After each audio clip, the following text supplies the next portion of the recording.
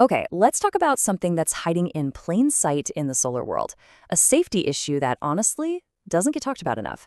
I'm talking about counterfeit MC4 connectors. Yeah, they look like the real deal, but as you're about to see, they can be seriously dangerous. And this isn't just some theoretical question. For way too many people with solar panels, there's a tiny overlooked part that could basically be a ticking time bomb. In this explainer, we're going to show you exactly how to find it before it's too late. At a glance, you can barely tell them apart. But what they're built for, it's night and day. One is meticulously designed for decades of safe, efficient power. The other one, well, it's often made with the absolute cheapest materials you can find. It's practically engineered to fail. So what really happens when one of these fakes gives out? Well, the results aren't just little glitches. They can be completely catastrophic for your whole solar investment. And I'm talking about some really serious risks here. A bad connection can overheat and, no joke, start a fire right on your roof.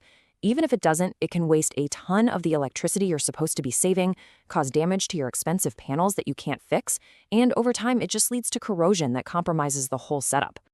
To really get why these fakes are so incredibly dangerous, we need to look at just a little bit of basic electrical science. It really all boils down to one simple but crucial concept. And that concept is electrical resistance. The easiest way to think about it is like friction, but for electricity. The more resistance something has, the harder it is for that current to push through. And all that struggling, it generates heat.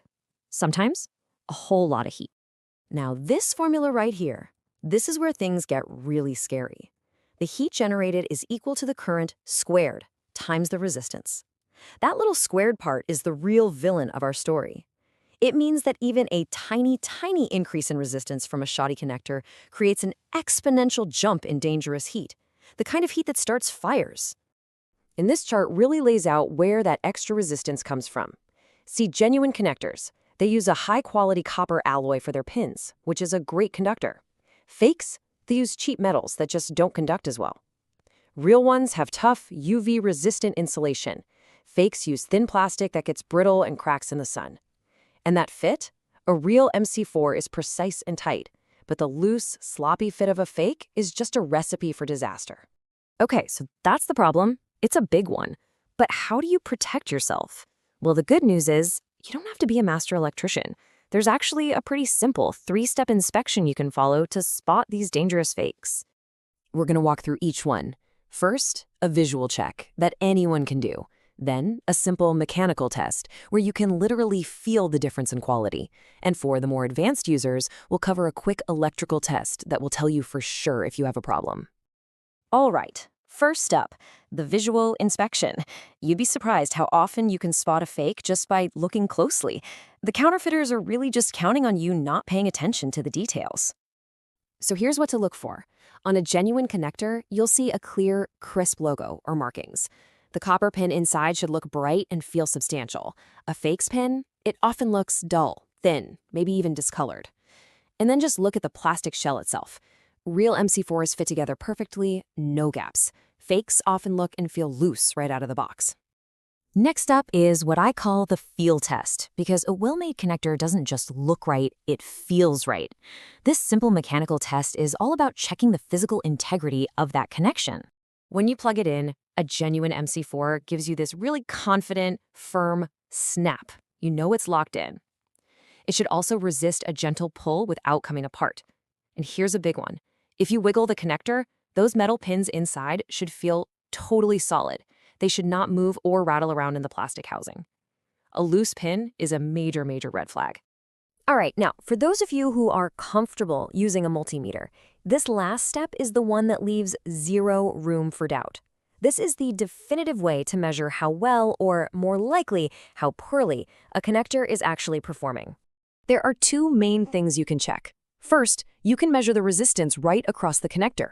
It should be super, super low, very close to zero. Any reading that's higher than that is a clear sign of a bad connection. Second, and this is an even better test, you can measure the voltage drop across the connector while the system is running. A weird voltage drop is a dead giveaway that the connector is acting like a resistor and just burning up your precious power as dangerous heat. So after all these checks and tests, let's just circle back to why this is so important.